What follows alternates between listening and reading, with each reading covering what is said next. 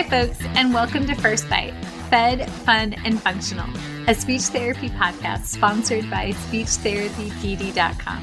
I am your host on this nerd venture, Michelle Dawson, MS, CCC, SLP, CLC, the All Things Peds SLP. I am a colleague in the trenches of home health early intervention right there with you. I run my own private practice, Heartwood Speech Therapy, here in Coletown, South Carolina, and I guest lecture nationwide on best practices for early intervention for the medically complex and fragile child.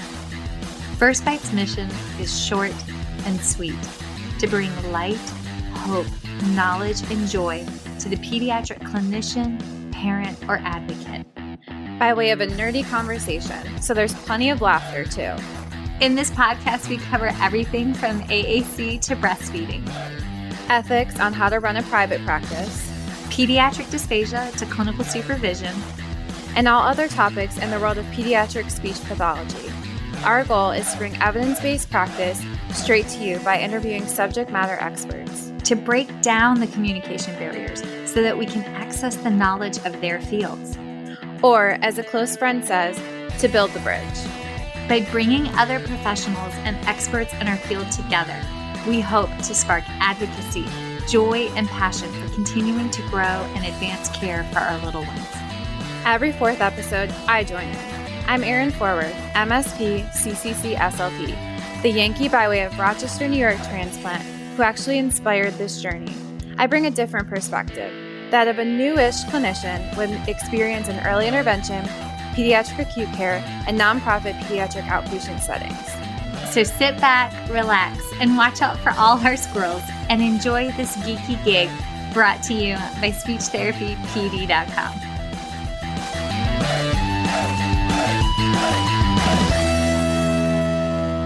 The views and opinions expressed in today's podcast do not reflect the organizations associated with the speakers and are their views and opinions solely. Hello. Happy Tuesday. It's only Tuesday. And welcome to the importance of motor and language learning for effective therapy with my OT partner in crime, Karen McWaters. For those of you that have been with us this will be our third installment of this little First Bite series. And to get the boring stuff out of the way, my financial disclosures are that I receive a salary from Cincinnati Children's Hospital and receive royalties from Speech Therapy PD for First Bite and other presentations. Non-financial disclosures, I volunteer for Feeding Matters. I'm sometimes a Dysphagia Outreach Project, and I'm a contributor to Michelle Dawson's book, Chasing the Swallow. And my name is Karen McWaters. I've been on the other two episodes. If you want to know where I am and what I do, we introduced ourselves 2 times, so I think we don't need to do it a third. But I get paid through my job at Georgia State University, as well as my consultant job with ATS Kids in Greenville, South Carolina, as well as through my guest appearances on this podcast. And I think that's it. And for those of you that are tuning in, either listening to the podcast or just tuning in and haven't listened to the other 2 episodes, we encourage you to do that as well, because it lays a lot of the groundwork for things we're going to be talking about today, because it all kind of layers on top of each other. And this is something that the parallels between language development and motor development are something that Karen and I have a lot of conversations about, because it's something that we have noticed in parallel with a lot of the patients that we worked with, and then started to put together these ideas and dive into the research as to why we were seeing these things align very similarly in regards to the children that we were working with and their development. And a lot of what we'll talk about today involves learning about praxis, as well as language. And we'll go into what praxis is and the stages of praxis, or the development of praxis, because we play a much larger role as speech pathologists in that development than we might realize. So I'll let Karen start with the stages of praxis, because she explains it so much better than I do. Mm-hmm. But yeah, that's kind of where we want to start because it's important. You know, we learn about apraxia in regards to speech development, but similar but different in regards to the broad. Apraxia is much more specific than when we're looking at praxis in general. Yeah, and there's a lot of words that get thrown around in pediatric therapy generally that have that kind of that praxis part of it thrown into the word. So like you'll hear OTs talk about dyspraxia. We all talk about apraxia of speech, but then also apraxia like in adults with like brain injuries and stuff like that. Or yeah, we throw these words around a lot, and it's worth kind of diving into what we mean by what is praxis, and then understanding that like the word dys means a dysfunction in the way it's developed. So that little front part of that word carries a lot of meaning, and then it's worth understanding what praxis is. But in relation to speech language pathology and speech therapy, please know that like when we talk about this, I'm going to present to you the research that OTs have done on body-based praxis. And what Erin and I have researched and found to be clinically true as well is that language is just really a symbolic representation of what happens with your body. So we're going to go through the concrete motor version of praxis first, and then we're going to talk about how that parallels in language development and how motor development and language development is really intrinsically linked, and just how clear some of the research is about how you learn first with your body, and then you learn to play around with those ideas symbolically in language and in cognitive development. So let me explain a little bit about what praxis is. Praxis is a uniquely human ability that allows our bodies to conceive of, organize, and carry out a sequence of unfamiliar actions. So that means that in order for a task or activity to require praxis, it must be novel. The good thing is that we really truly never do the same thing twice. Even our daily routines, there's little nuances in it. So we're pulling on this ability of adaptation frequently to just get through our daily lives. And so when we start talking about development of that adaptability, you will hear from a sensory language perspective, people talk about that ability to organize and carry out unfamiliar actions as an adaptive response. An adaptive response and praxis oftentimes are used interchangeably, but praxis is the process of creating those responses that are adaptive. And what we know is that if there's an issue in the process of developing a response, that's what makes the response not adaptive to the scenario, right? Whether there's a difference in sensory processing, or there's not enough experience in order to modify a plan to make it adaptive to the situation, the process of creating a response that fits and is functional is praxis. So with that being said, I will also highlight the researchers who do a lot of this work. Their names are Teresa May Benson, and then she's the big forerunner in the OT praxis world. She publishes a lot on praxis. She also provides a fantastic continuing ed course that I would recommend any discipline take about the neurology of your brain and how this process of forming responses to our dynamic and changing environment really happens. But she identifies 4 major stages in praxis, and then there's other stages within that. But the 4 major ones are ideation, planning, execution, and feedback.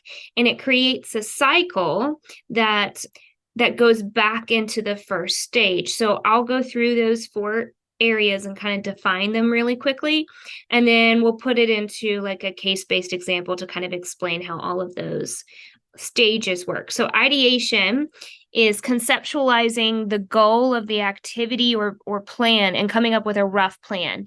So that includes the initiation phase of any sort of movement or activity. It means you've got a goal in mind and you've got a basic outline of how to get to there. But then the planning phase that comes next is really filling in the details of our brain, our body, and what to do with our body in order to reach that destination.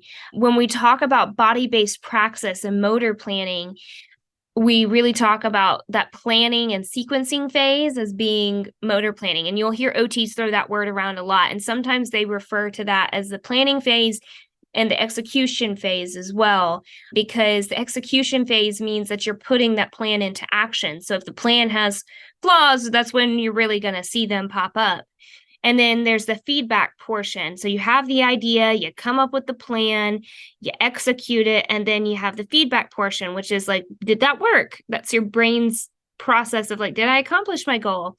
Some people refer to this stage as the adaptive response generator. If it didn't work, your brain develops a hypothesis about what to do differently. But I will also point out that that feedback section really heavily depends on sensory processing.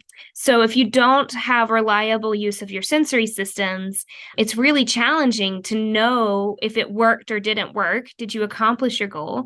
And also to understand what to do differently next time. So go back to the first episode about sensory processing to understand a little bit about that framework, because all 4 of those stages really heavily depend on sensory processing, but particularly that feedback stage is really where you can observe differences in sensory processing and integration.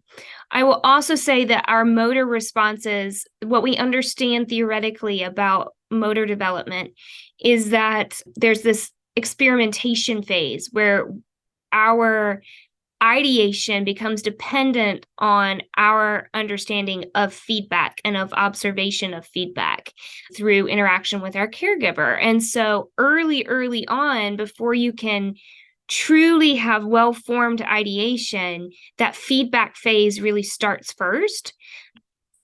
And Erin, I think that you should probably talk a little bit about like communication as relates to that, because that's where we see it happen a lot really early on, is with differentiated baby cries, right? So that feedback from mom, I want you to talk about that a little bit. And that's how, like, so early on, and a lot of people, I used to explain it to, when I worked in early intervention a lot, and you see an OT and a PT come in, and so often you feel like OT and PT, it looks like they're doing the same thing, but they're working, their end goals and what they're focusing on are different, but the groundwork is the same.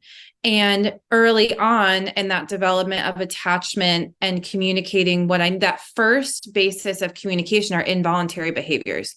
So how you develop the understanding of what those behaviors and those motor plans mean is by the response of your caregiver. So when like Karen said, do a certain cry, my caregiver knows I'm hungry and they feed me and I feel better. So I understand that cry is going to get that response. Or when, I focus on this a lot with feeding, with, a lot of the infants that I see, their hands splay, their eyes get wide.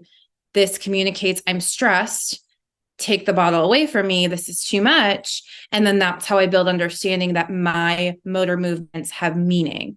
And so what Karen and I talk so much about is how, as speech pathologists, we play such a large role in this development of praxis. And we might not even understand when we undermine it, because that ideation piece is both cognitive and development of communication, because so many of the children we work with might not have all of the skills to have an idea, execute it, and then plan it, execute it, and then build on it.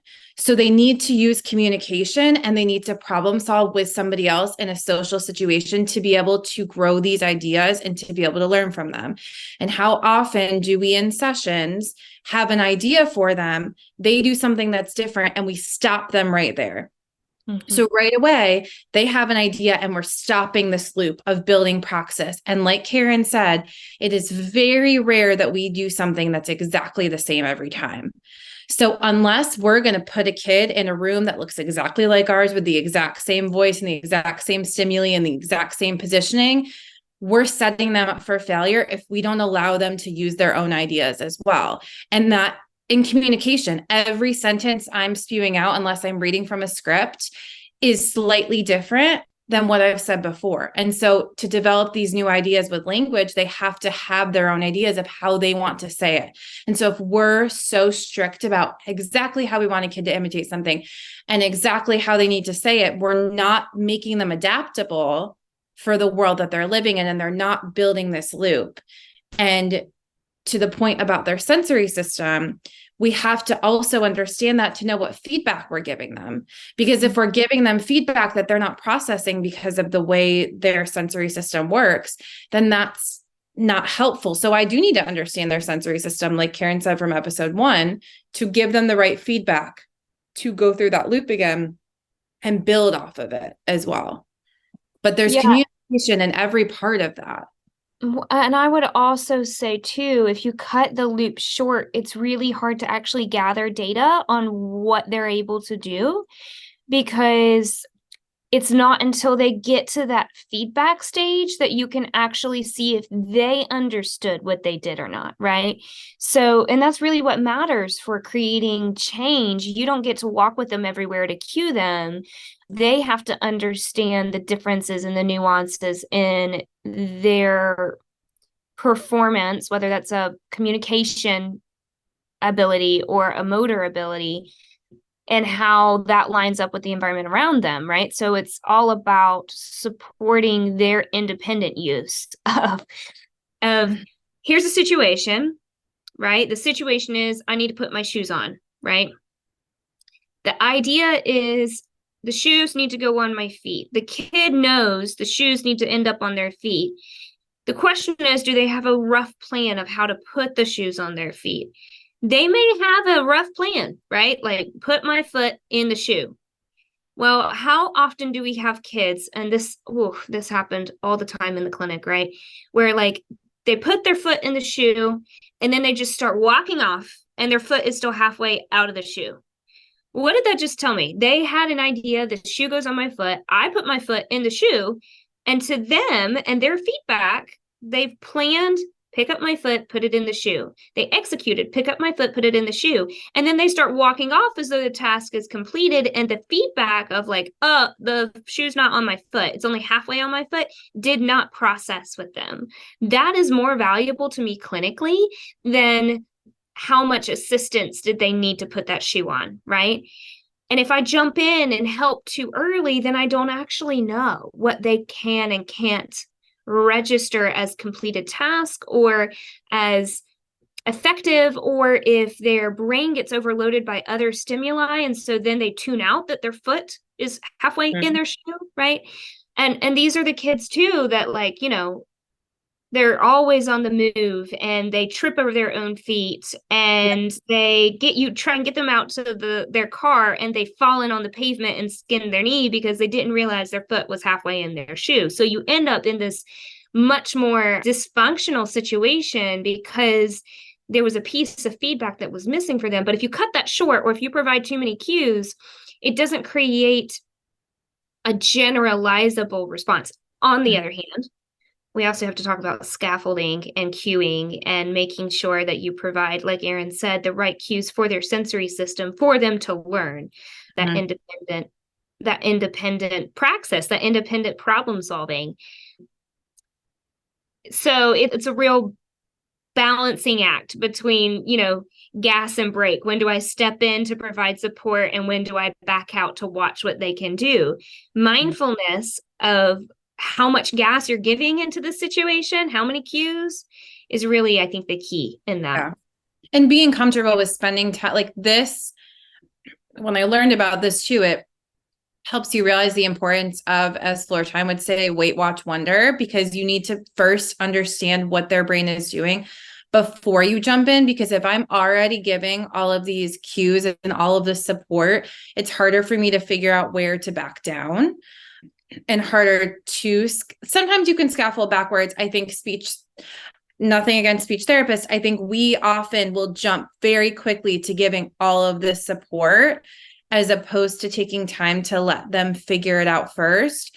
And sometimes the most passive way that I will cue, whether they're consciously listening or not, in that situation where the child put their feet in the shoes and walked off, as they're walking, I'll be like, oh, my shoes aren't all the way on my feet. Like giving them in a joking, playful way, some language to describe what's happening, because whether they recognize it or not, their shoes are not fully on their feet. You're just stating something that's happening in their voice that maybe will make its way to, or even in a much less sequential example, if I have a child that I have a lot of children on my caseload that are very medically complex, that are working on tastes of food. Maybe they can't self-feed. I have a lot of children with cardiac conditions right now, and we're just trying to support that motor movement. And one of the things I will say is always use the exact same cue as much as you can at the beginning so that they're understanding what's going on. So whether it's eat or bite or whatever family wants to say. So you're giving them something to support that development of what's happening with their body. Yeah. Yeah. The other thing that I will say, sometimes I'll give a cue that doesn't have, it's an emotional cognitive cue without language, also known as a sound effect, because sound effects really do allow you to bring attention and pair some sensory sensations together without overloading the cognitive part of their brain with processing the language. So like, for example, the example of the kid in the shoe, if they didn't put their foot all the way in, sometimes they'll be like, oh, my foot, right? Like, which is a lot more of like a multi-sensory way of expressing the tactile feeling of their foot trying to cram into the shoe, and at the same time giving that meaning through a sound effect, right? Rather than, and that's a lot more like from the emotional centers of your brain and less from like the cognitive language centers of your brain. So it just pulls a different cognitive load along with it, which can sometimes be helpful.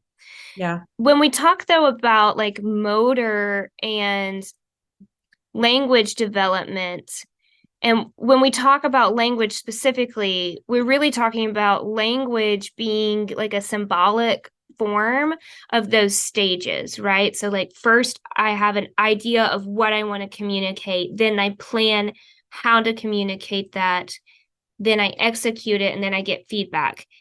Did I explain that okay, Erin? Like the message, the mode of communication, the delivery of that, and then feedback from the other party of like, did that work? Don't know, And especially and this is where we're going to talk about this too. We're going to go through typical development and how typical development motor movements lead to language milestones. But we're also going to talk about our Gestalt learners, because they learn language that way, but clinically I've also seen them learn play skills and motor skills that way, and sometimes their language is a window into their learning style that you wouldn't otherwise be able to harness. The other thing I will say quickly is that when children have a limited range of how to play or how to use their body, you often find that they have a limited vocabulary in how to communicate meaning and needs as well. And that's why speech and OT end up working together. And this is also why it's not very helpful to use flashcards of actions, because also in a picture, they're not actually moving. So if you if you really think about it, like sometimes you'll show a kid a picture of like jumping, but they're not. Like you have to understand that very symbolically, like that multi-sensory, if we're trying to neurons that wire together, fire together, if we're trying to really build that depth of understanding and memory, that emotional, like Karen said, connection can increase their memory of it. And that motor movement can also increase their memory because you're pulling those things together. And if this is why we need to understand motor development, because if you're seeing a child that has difficulties with playing with a toy in different ways, they're probably going to have difficulties with the understanding that different words can mean the same thing, or that a word can mean different things, because it is so connected. So I'm also going to use these strategies in my sessions to think about the language that I'm trying to work on, and then think about what we can do with our body to also to build that understanding, because that's the most effective way for them to learn it. Yeah, I love the way that you think about how your language impacts what activities they participate in, so that you can use more of your language to help them understand what their body is doing and feeling. OTs think a lot about how can we expose them to different activities and novelty and see how they adapt. We think about that, but we don't think about, our half of the deal, which is you're there with them the entire time and using your interpretation through language to help guide them. I don't think that OTs always think about narrating for them, like what you just explained. When we talk about motor development, though, let's go back and remember that we're talking about, like, when we go through this, we're going to explain some milestone behaviors that you see at different ages and stages. And what the research has started to point out is that the motor milestone will happen first, and then subsequently there is a communication milestone that mirrors very closely what they did with their body. And so when you look at a list of motor milestones, I encourage you to think deeper than just the surface level checkbox behavior, to think about what may be required by that body or that brain to be able to achieve that behavior, because those are the observable checkboxes, but the soft skills that underlie them is what leads to that development. So next week, we're going to talk a little bit about activity analysis and what that is, because that's Thursday, not next week. Next episode, we're going to talk about activity analysis, which is an OT thing that we do to break down what an activity or a task is and what goes into it, to understand, some of the softer, tease it apart, understand what kind of components underlie it. So when we talk about these milestones, please be thinking deeper than walk at 1, talk at 2.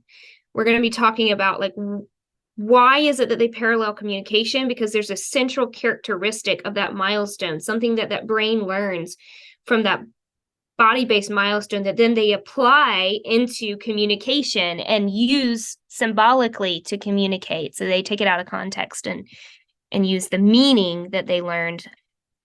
So generally speaking, though, as the complexity of motor skills increases, the complexity of pre-linguistic skills increase.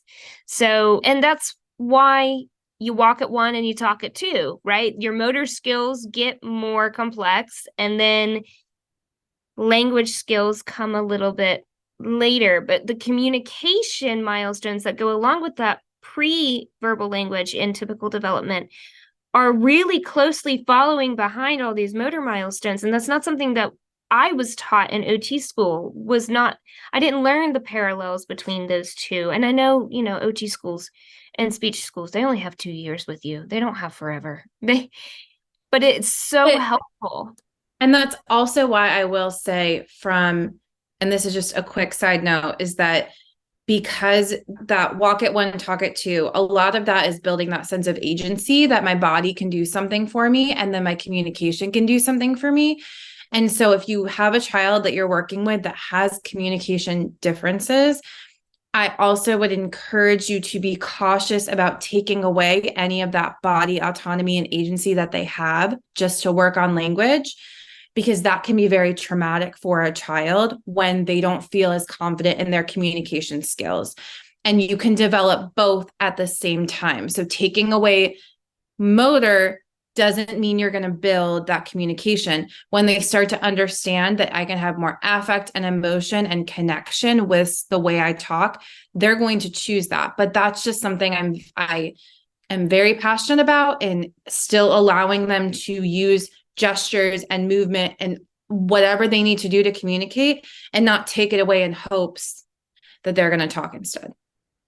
Right. That's just right. Well, and frankly, if you see a child with language or communication delays, I would argue that the majority of the time, I'm not going to say 100% of the time, but I'll go out on a limb and say, 95 at least % of the time, they're going to have individual differences in the way that they learn with their body.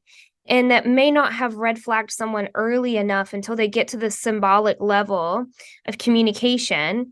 But often if you break it down, you're going to find issues deeper than just that they can't write a paragraph, right?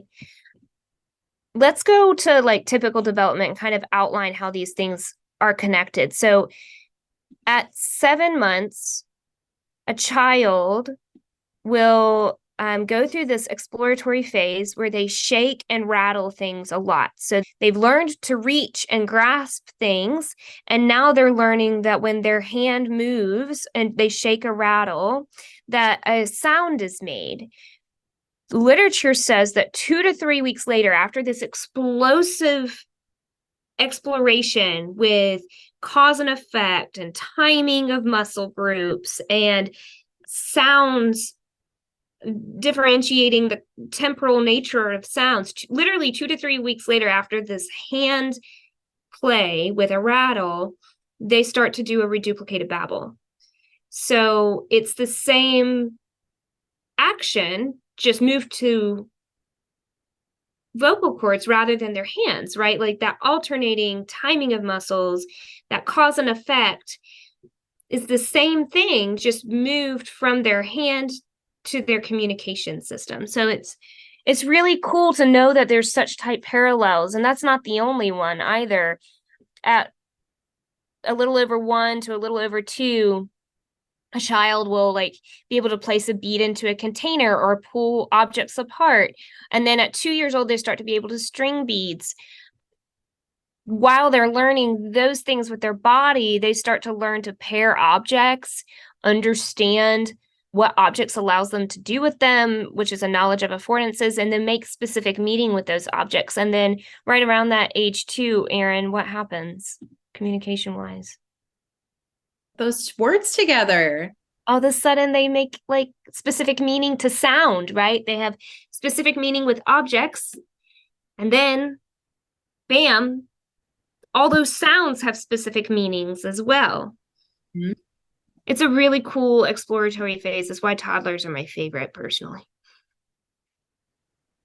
Well, and but think about, for those of you that work in early intervention, especially, like Karen said, a lot of kids will get flagged because they're not communicating or they're not talking. And then you watch them and you're like, they only know how to do one thing with this object.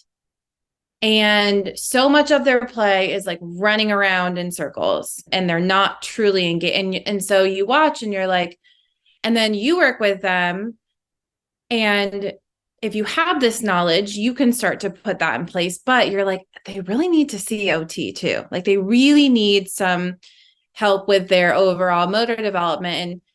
And so often I think when, if kids are walking and like once they get to that stage, like parents it's not as noticeable about like what else might be going on with their motor planning until they maybe get to school. So we, with this knowledge, not only can help with our sessions and help the children we work with learn language and communication, but it can also help children get other supports they need with OT, because unfortunately, sometimes OTs do so much that then people don't know what they do.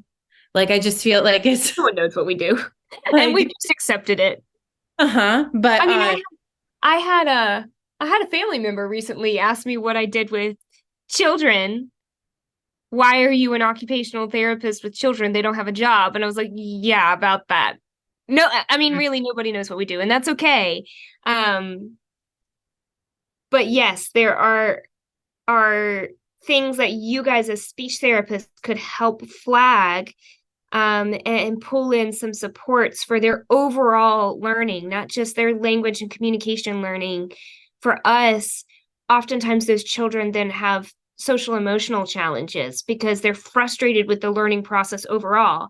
And they're the ones who have meltdowns or are sensory seekers or are having classroom behavior challenges. And they get a speech referral because they have trouble with pronouns, but they're also the ones falling out of their chair during handwriting, right? And or melting to the floor with losing a game. And it's because that learning process, those praxis stages have there's just something gumming up the gears, right? Like, and finding what that is and working together to clean it up and oil that machine is our goal. Well, and Michelle asked about some other specific motor tasks to think about if we're in early intervention, and I'll answer my perspective on that and then let Karen answer. And I think what Karen and what we want to get across a lot is that these things that are developing in parallel are indicative of a broader learning. So, for example, the being able to put those two objects together to do something that demonstrates maybe the ability of being able to put two words together, or thinking about how I can do different things or I can do the same action with different objects. So Karen and I shared a patient that we worked on the idea of pull up a slide. Karen specifically, I just used the language and there I followed along. I learned from this scenario, but with like a rope and a hula hoop and a pool noodle. And so what we were trying to get there was not, do I know I can pull with a pool noodle? What Karen was trying to get with working on that was to understand that objects and their affordances, what we can use them for, and then to problem solve so that he has the adaptability to understand. And sometimes in that scenario, that took a very long time. We worked on that for weeks. But what we taught him was that he can problem solve to use different things to create a similar solution. So it wasn't necessarily pull, and it wasn't necessarily the exact objects we were working on. It was that overarching motor, that cognitive pattern in his brain to understand how to problem solve that. And so that was a big part. If you're working with a child and they're having trouble coming up with new ideas, like say you're working with, and this is a play thing, we talk about play all the time. This is when play is such a great tool. But if you're playing with a kid and you feel like they're doing the same activity over and over again, and they have a hard time if you bring something new in, like say I'm pushing a train around in a circle, but then, oh no, something's in the way of the train. We call that a playful obstruction. Can they work through a playful obstruction? Can they add another sequence? Can the train go in a circle and then maybe I add a bridge to it and it can go up and down the bridge as opposed to going around in a circle? So, and in that instance, if they can't do more than one sequence, they're probably going to have a hard time saying more than one word. So, yeah. And I will. Yep, go ahead. Oh, no, I was about to say the same thing. If you see somebody repeat the same play sequence over and over and over and over again, and there is no adaptability or change in it, oftentimes that's because they can't ideate a change in it. And a change in it may make them frustrated because they can't ideate how to solve that. So gently introducing playful obstructions is a great way to check on these stages of praxis and just see, like, what happens if I throw you a curveball? Can you problem solve it? Or does it disrupt you so much because you don't have a pattern of that? My other giant red flag, and that's because there's some literature published on this too. Children who have poor ideational skills, like play ideational skills, also have a difficult time with narrative explanation of events.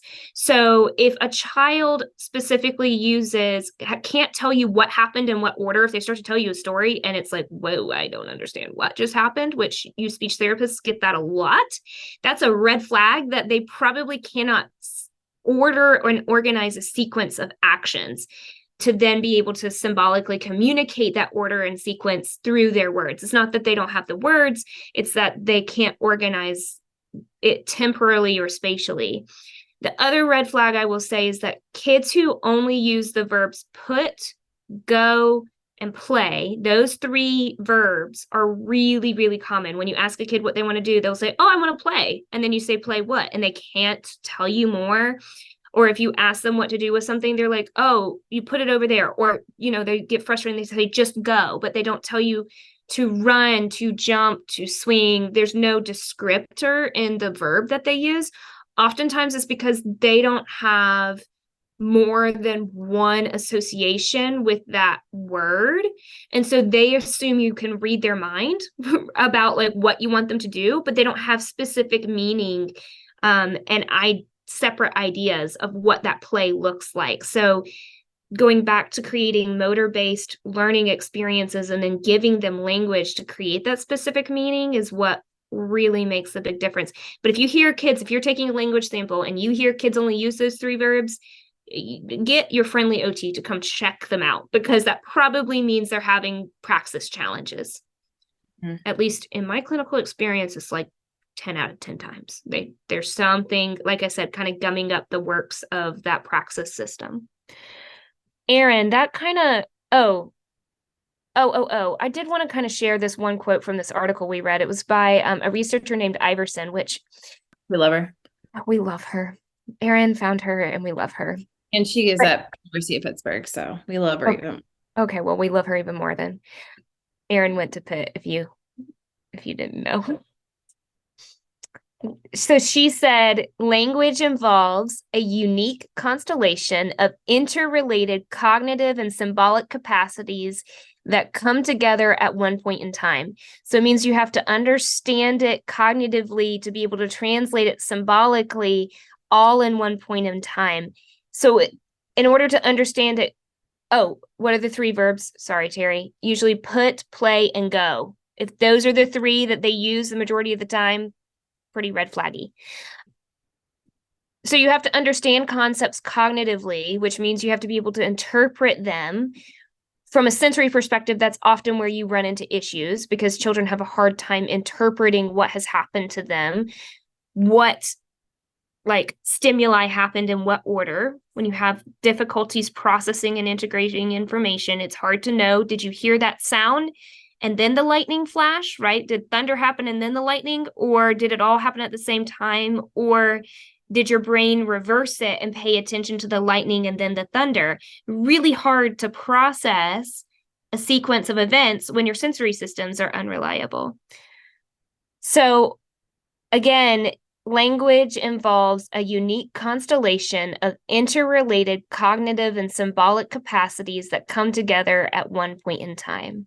I just thought it was so beautiful that she compared it to a constellation. I love thinking about how you can draw connections between things to develop a unique constellation of that child's language, their symbolic understandings and their cognitive understanding, and you can kind of map out the way that their language and how they communicate about their world. It's just a beautiful thing. But that means you have to get into their brain.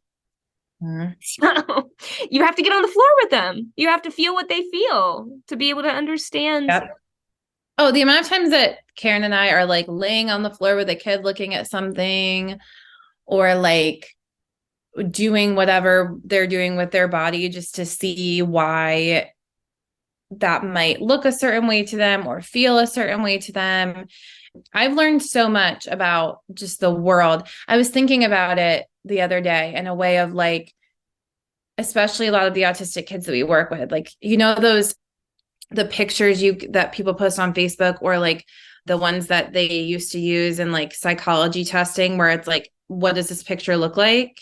And we were trained to look at a picture. And then once you see it, you can't unsee it.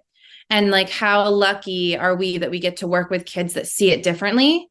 And we get to see it in a way that we never have before because we were just told that this is what it's supposed to be. And that's the way our eyes always looked at it. So like, I just think that's cool. Before we get into a little bit about Gestalt learning and motor learning and Gestalts, I truly think it's so beautiful that when you engage in the system of like, I wonder if, right? If you start approaching your sessions with I wait, I watch, I wonder, you learn so much about the world and you learn about why a child's play is purposeful, which is really important because even though it doesn't serve a purpose that you may observe, if you join in it, you may find the purpose for that child. So it's just such a beautiful opportunity to find their meaning so that you can help stretch and understand their meaning to the wider world, right? Because when you have unique sensory constellations, it means you make unique language constellations or communication constellations. I don't even really like saying language because it implies that then it's all verbal. It's not. You develop these unique ways of communicating about your world. And that means that sometimes if you join in what looks like a STEM behavior, you may find out why it's happening. I mean, I can't tell you the number of visual STEMs I've joined in on and been like, oh, pretty cool. Who knew that the light looked like that if you went upside down and you put your fingers in a certain way? It actually made like, especially with fluorescent lights, there's a lot of like play with the like refractory spectrum that autistic children will do with their hands and their eyes. And they're actually like, if you join in, you may actually see a little bit of how they're seeing it as well, which is important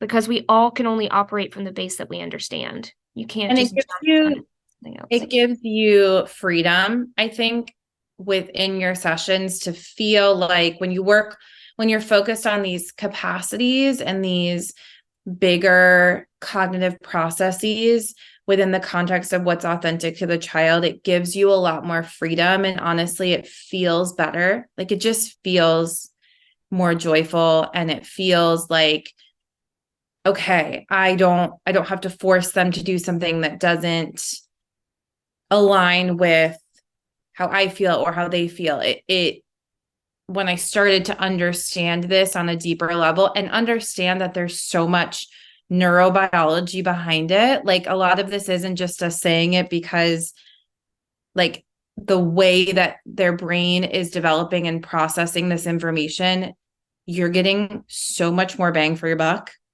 than by having a lesson plan where they need to do this exact activity in this exact way, because it's just not creating the same pathways for them. And that's why it can be so frustrating. And you're like, why are they not making progress? Because it's not connecting the same things in their brain that when they're creating their own ideas, it is. So. Yeah, and the beautiful thing about play from an OT perspective is it's the only occupation that the meaning is determined by the user. I mean, and a little bit all of the occupations are that way.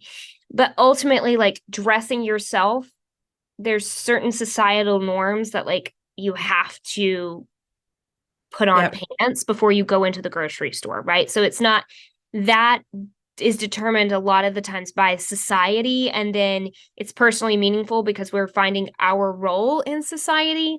But play is the only thing where it can truly just be that child's understanding of the world and how they find joy in it. And I love using that as a method of intervening, which means that when children have individual differences in the way they learn, like Gestalt learning, it's really important to understand what meaning they're getting out of it, right?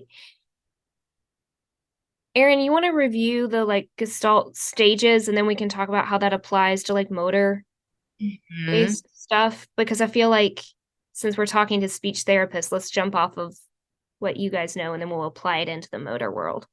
And there's 6 stages. I think the most important are the 4 stages. I'm sure most of you are familiar with this because it's been I'm grateful for how much speech pathologists are starting to talk about gestalt language processing and build education and understanding. But the main idea and what we know is that they're processing language in these larger chunks. So instead of an analytic learner that's going, ball, blue ball, go blue ball. I don't know why that was the color, whatever.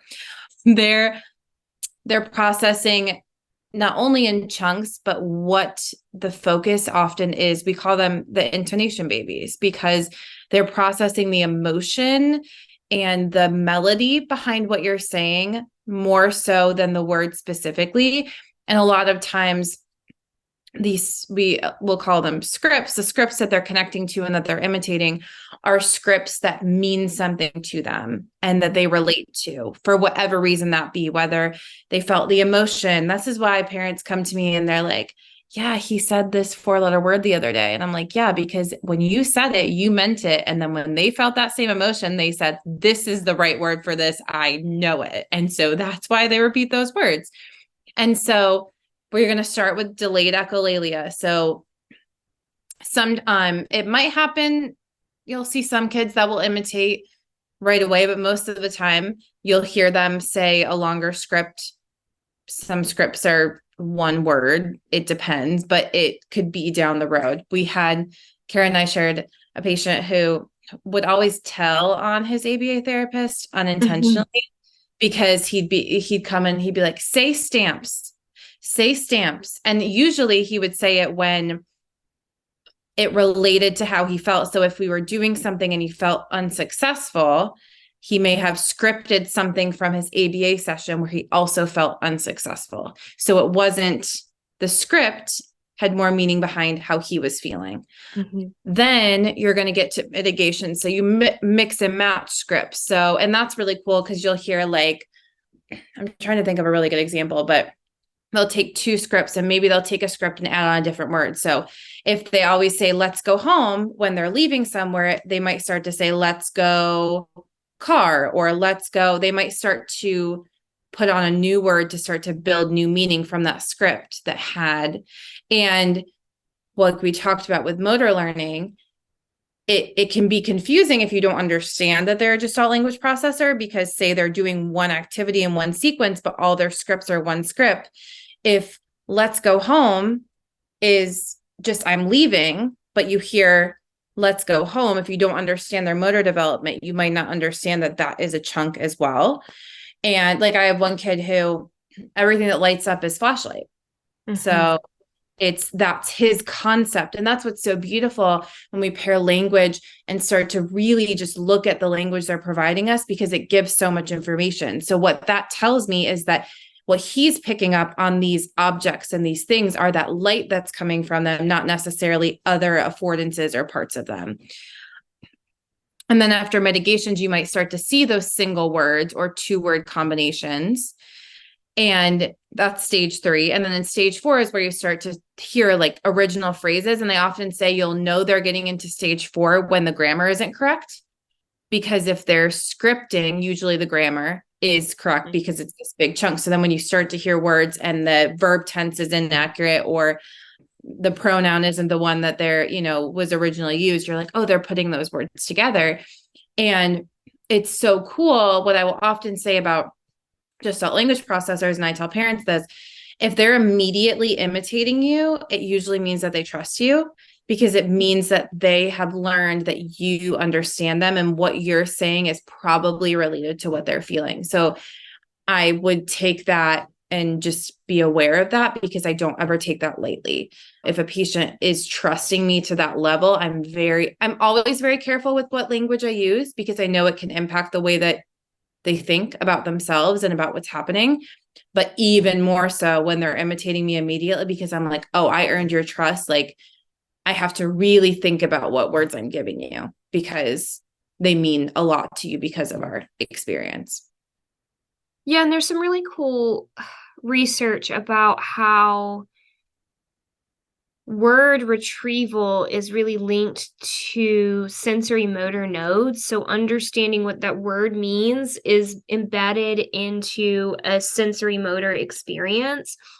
I had a kid, there's a kid that Erin and I both treated, and the first time he communicated to me that he was bored or disliked what I was asking him to do, he didn't tell me that.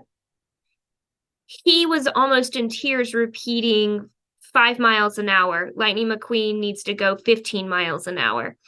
And I didn't understand what he was saying. And I mean, I'll admit to it, I pushed him for like 30 minutes because I just didn't understand what he was trying to communicate. I went home and watched Cars because I knew he was interested in it. I was like, what is he trying to get to? I don't remember this part of the movie because usually, P.S., if you have kids that are into certain movies and they're pulling scripts from it, go watch the movie. It will tell you so much about it, about what they are intending to communicate. Turns out that's what Lightning McQueen is grumbling under his breath while he's repaving the road that he destroyed. And he's bored and angry that he's being asked to do like a menial task that's boring to him. Turns out that's what that kid was communicating when I asked him to do an obstacle course 2 more times before we went somewhere. He hated that idea, and that's what he was trying to tell me. And I just couldn't pick up on the meaning of it because I didn't understand the gestalt, the script that came along with that. But I will also tell you that those stages, that delayed echolalia or delayed repetition, the mitigation, the single words, and then the novel combinations, that same thing happens in your motor system. So you may have a delayed repetition of an entire action or activity, which is why kids repeat activities over and over and over again because they're just trying to repeat it to understand it. And then mitigating, when you see a kid have 2 activities that they do, try combining them because you're more likely to expand their understanding and meaning by combining them before you add in new elements, because you're just doing that mitigating thing with actions rather than words. So there was a kid that we both treated that loved to ride his bike, and he also loved speed bumps. So I put speed bumps in the hallway, so he had to ride his bike over the speed bumps. And then eventually that bike got called his red Jeep, even though the bike was green, and he understood that I was comparing the bike to his car that he liked to ride the speed bumps in. So it's just, you have to combine those 2 gestalt activities together to expand meaning and to really play around with symbolism, because you've taken something familiar and given it a new context, which means you've enriched the meaning while working off of a sensory motor node that they understand. And to use their interest, like this is why also, I mean, Karen and I shared a patient where like for months we did Mario, and then for months we did Cars, and then for months we did Nightmare Before Christmas, because those were the things that he was interested in. And if you think about it, if you're understanding something in a chunk, then oftentimes you can expand within there so that they can learn these cognitive processes within something that they're really interested in. And the fact that we know that a lot of our autistic kids that we work with are gestalt language processors, we also know that they don't learn as well through repetition in the same way. So instead of repeating the same task, it's I'm going to learn this process within this chunk, and then I might be able to carry it over to the same chunk, as opposed to some other children we work with where it might be like, here is I'm working on sequencing, and I'm going to do sequencing with this activity, and I'm going to do sequencing with this activity, and I'm going to do sequencing with this activity.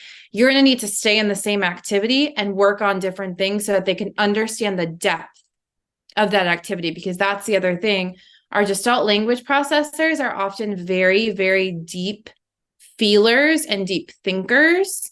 That's why they relate to these emotions. And so you're going to have to put on your, like, I'm going to pretend to be a crocodile hat, or I'm going to, and it has to be authentic. Like, they know when you're pretending to be having a good time. They know when they're angry and you're like, oh, yeah, that stinks. Like, no, you need to bring the emotion, bring the intensity, to attune, like we talked about with them. And that's when they're going to pick up on the gestalts that you're modeling. Otherwise, it doesn't mean anything.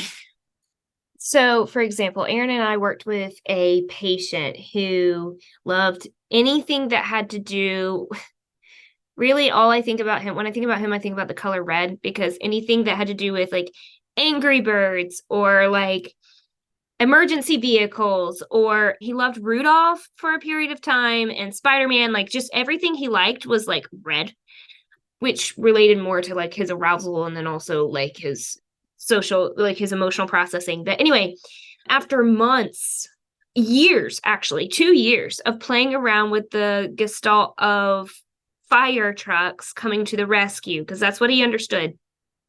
I mean, we set different block buildings on fire. We used different vehicles as fire trucks. We would find ropes to be hoses, or we would find a straw that could be a hose, and we could blow the piece of paper off or the fire off of the building, you know, just playing around with all of these elements. I then started to introduce a different action that those same emergency vehicles did, which is stuck animals, right? Like the cat stuck up the tree. What are we going to do? We call the firefighters, right? So me and the firefighter would go rescue all these animals. Well, one day the animal got stuck way up too high on the playground, and the firefighter couldn't reach the animal. And I was like, oh no, what are we going to do?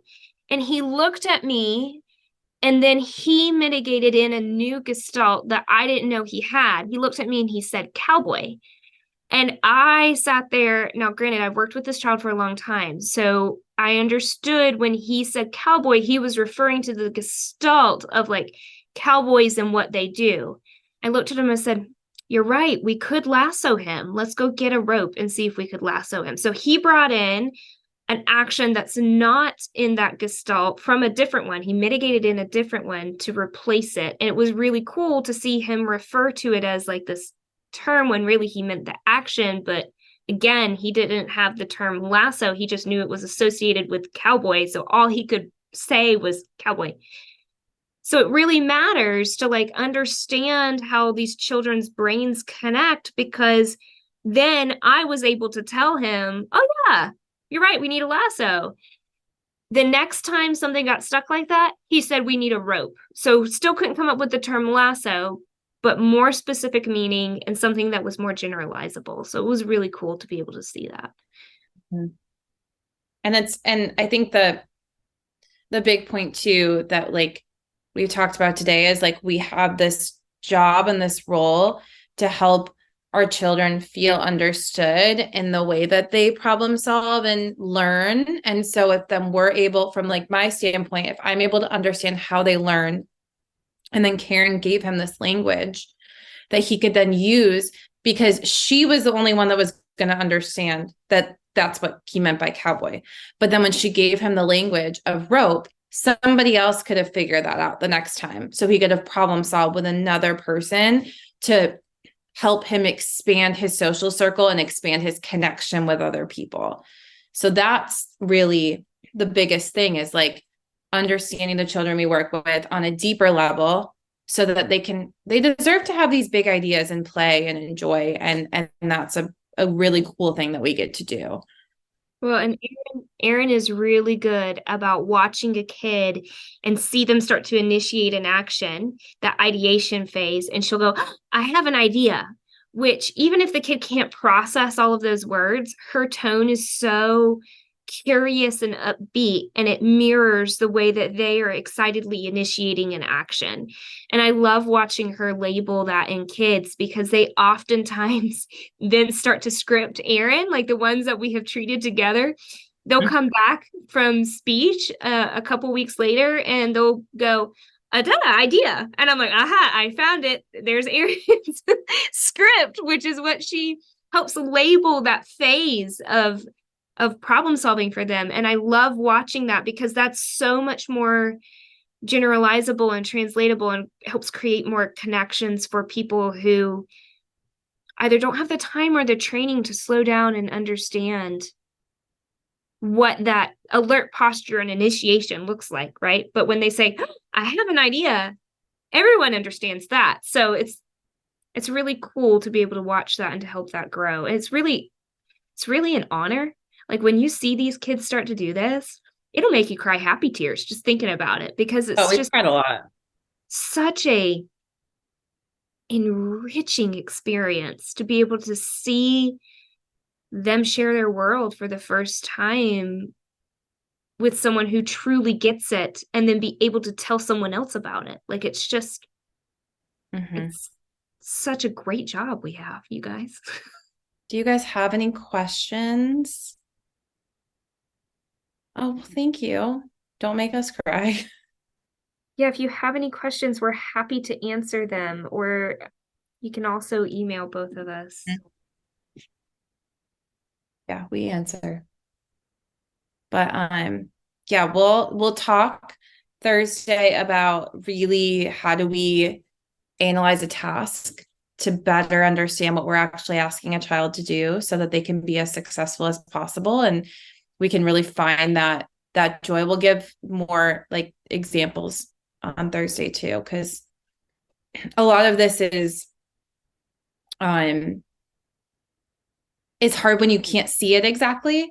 We're also, if you guys are at ASHA, Karen and I will be at ASHA. We'll be talking about embodied cognition, which is very in parallel with what we've talked about today. So Yeah. training on PD. PD? Am I missing that? We're doing this live again on Thursday, and then they will be published later on the podcast. Oh, don't forget, Yumi will be mad at me if I don't say this. Don't forget, if you want credit for like this live presentation, make sure you log on to your speech therapy PD account before the end of the day today and complete the quiz. You can get live credit. Otherwise, it won't. I know we need some people need a certain number of live lectures. So the quiz will be on there. Just make sure you complete that, and then you'll get credit for that. Thank you all for coming. We really appreciate it. I know everybody is very busy and it's the end of the day, and what color stuff? Yeah. The racing and towers, building tools, the marble run stuff, that kind of thing is a fantastic way to use visual repetition and change with like colors, swapping out things, testing to see if objects will fit on the track or not on the track. It's such that so much can be worked into that. Specific research articles or resources that you can specify for you. Yes, Iverson is a great researcher. If you can find anything written by her, that would be great. She put out an article in 2010. It's like a 35-page article that really, it's huge, but it's such a, like, take it chunk by chunk. It's so rich with the parallels between motor and physical development. And that, let me find the title of that article really fast because I don't have it written down. I have it saved somewhere. Let me go find it. Honestly, we're just grateful because it's nice to have like-minded. What is Iverson's first name? It's a great question. JM. I can't remember. We just keep up here. Iverson. I want to say Joan, but that's Joan Arvidsson. So I think I just I'll call her Queen Iverson. We should call her Queen. Just call her Queen. But we're just grateful to have people taking, like, we know that everybody is so busy and no one has time to, do all these things. So we're just grateful to be able to have people that are taking the time to learn and develop their practice, because these resources are so helpful when parents say, like, you're just playing with my kid, or why aren't you doing, because there was this mindset, like, we have to do work. We're here to do work. We need to work on this. And that's not even how kids are going to learn the best. So. No, her name is Jana, not Molly. Jana Iverson. Yeah, you weren't too far off. I just put the 2 article citations of 2 articles I would highly recommend. One of them is by Iverson about relationship between motor development and language development. Erin and I have probably ripped that article to shreds at this point because we keep going back and forth to it. It's a really well-written synopsis of a bunch of literature from 2010. And then the other one is more recent. It's Teresa May Benson, Relationship Between Narrative Language Skills and Ideational Praxis in Children. That's a really good, quick little article about ideational praxis and how it reflects in their language skills. So those two are really excellent. If you want more references, you're welcome to email us. Mm-hmm. We have presented on some of this stuff at different conferences, so we kind of have a long list of references we can send you if you want more than those two. Any other questions? Thanks for sticking with us.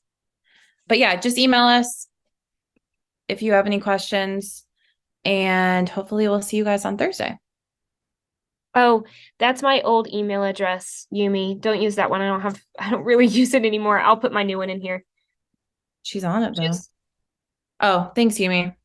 Yeah, just email us. And if you come to ASHA, come stop by.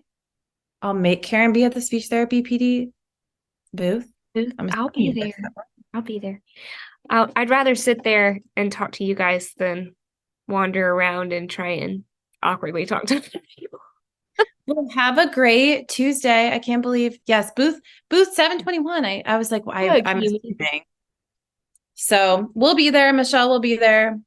It's going to be great. And I think our lectures are like 8 a.m. on Saturday. So don't have too much fun on Friday. Come have too much on Friday. Saturday morning. Article citation is not in the chat.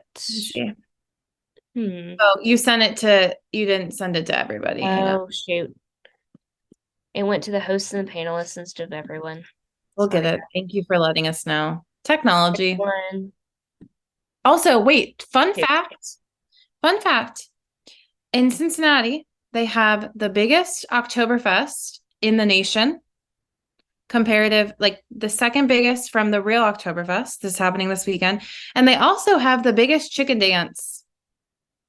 They make everybody do the chicken dance together. It's apparently like a world record. So I don't know where I moved, but that's what I learned today. The only time I've ever done the chicken dance is with like a pair of rollerblades on. Well, you guys have a great night, and we will see y'all Thursday. Feeding Matters guides system-wide changes by uniting caregivers, professionals, and community partners under the Pediatric Feeding Disorder Alliance. So what is this alliance? The Alliance is an open access collaborative community focused on achieving strategic goals within 3 focus areas: education, advocacy, and research. So who is the Alliance? It's you. The Alliance is open to any person passionate about improving care for children with a pediatric feeding disorder. To date, 187 professionals, caregivers, and partners have joined the Alliance.